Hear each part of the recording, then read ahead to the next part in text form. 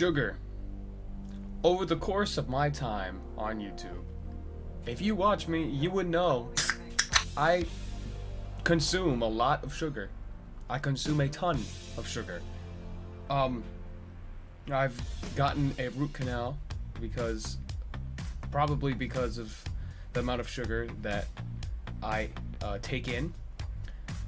And I've had multiple fillings because of the sugar that I take in. I've had multiple breakouts on my face because of the sugar that I take in. Why does this happen? Well, today we're going to be finding out if sugar is a drug. I don't know what the drug part has to do with this video, but welcome back to another Actually Learning Something series. This is the series where we are actually learning about the things around us in the world. So we're gonna get right to it. We're back with my guy from the Be Smart YouTube channel.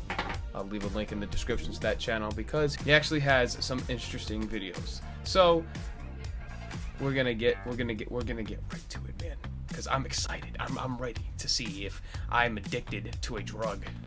That sounds terrible. Alright, let's do it. A new crisis is threatening the prosperity of our great nation. This valuable white powder is being imported by the tons to satisfy the cravings of millions of deliciously delinquent addicts. And the most frightening part, it's now being pushed on our children. Doctors say this little girl might never come down from her sugar high. Oh, this is gonna Why be do good. our brains love sugar so much, even when we know it can be so bad for us? Chemically speaking, sugar is a broad term, a whole group of generally sweet-tasting carbohydrates, basically anything on the ingredient label ending in that. Sugar is a confusing part of our diet because it isn't all bad. Wait, os? Oh, of course I'm doing this. Os. Oh, there's sucralose. I know what sucralose is, though.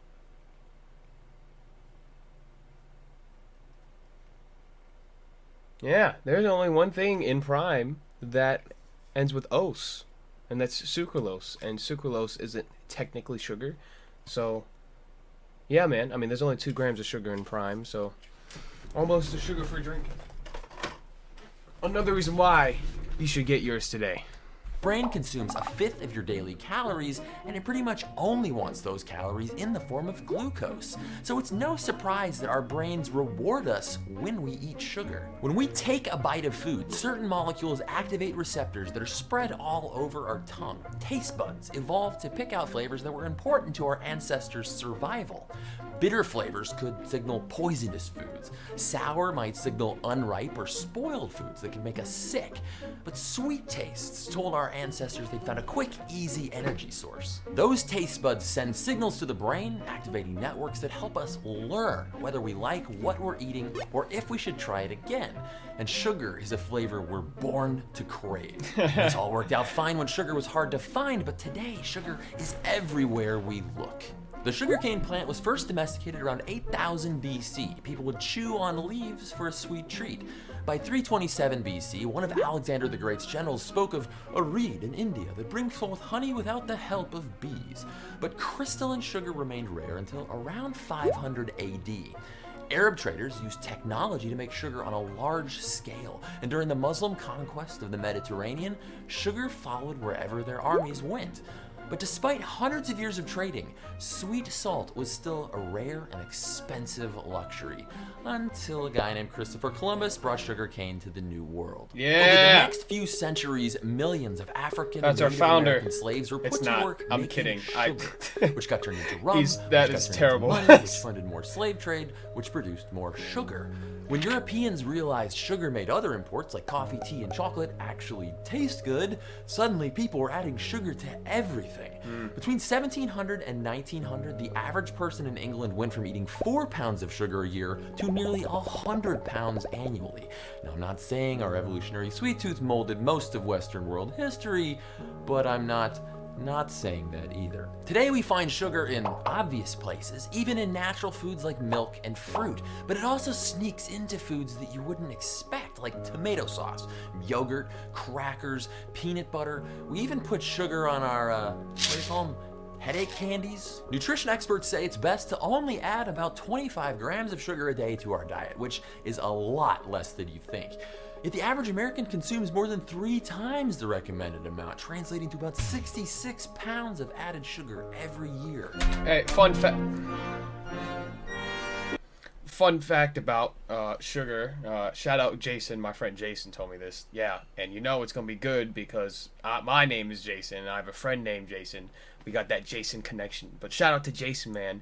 You're freaking awesome for telling me that we consume more sugar in a day than what we should consume in a year.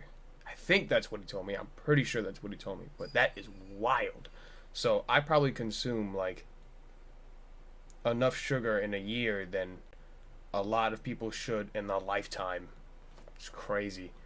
Crazy to think about, man. And even though we're not aware we're eating that hidden sugar, our taste buds tell our brain it's there, and that gets us into trouble. Our brain is wired with a complex reward system whose purpose is basically to tell us whether we should do something again. Pleasurable experiences flush certain parts of our brain with dopamine, a neurotransmitter. That reward signal is tied to other circuits that control memory, so we associate liking something with wanting it. We learn to seek out those pleasurable experiences again. Another one. Another one. And another one. Another one. And another one. Drugs and alcohol cause huge explosions of dopamine that overload our reward system, creating cravings that some people have trouble controlling. That's addiction. Sugar causes similar but smaller dopamine explosions, and that's why some people have trouble saying no to sweet stuff. Imagine you ate the same meal every day for a month, a delicious fresh salad and a cookie. The first day, your brain might give you a similar yummy dopamine reward for both courses, but our brains crave variety. After weeks of eating the same salad, our brain will get bored and our dopamine reward will fade. But sugary foods don't get boring. Our brain keeps pumping out that dopamine kick with each bite. This is why some scientists are asking if sugar should be treated like a drug. When the Wall Street Journal asked Americans to rank dangerous substances, sugar beat out marijuana. And just like the tobacco industry, Harvard scientists in the 1960s were paid by sugar manufacturers to shift the blame for heart disease to people eating too much fat. Sugar kicks off chain reactions in our brain that make us feel good. But if we enjoy it too much, we can forget how to say no. No. Nobody wants to make donuts a controlled substance, but just remember, a little self-control can feel pretty good too. Stay curious. Another. That's great. But no, I'm not addicted to sugar. And because to prove that I'm not addicted to sugar, we're going to do a Don't Eat Sugar December on this channel, where for every video in December, I will have no sugar present. You will not be able to see it. Which that doesn't really show anything to you, because I could just be eating it off camera. But yeah, sugar can be addictive, but I'm not addicted to sugar. Not addicted to sugar. This is it for this video. I'll see you guys in the next video. I'm learning good stuff out here, man. So yeah, again, I'll see you guys in the next video. Deuces.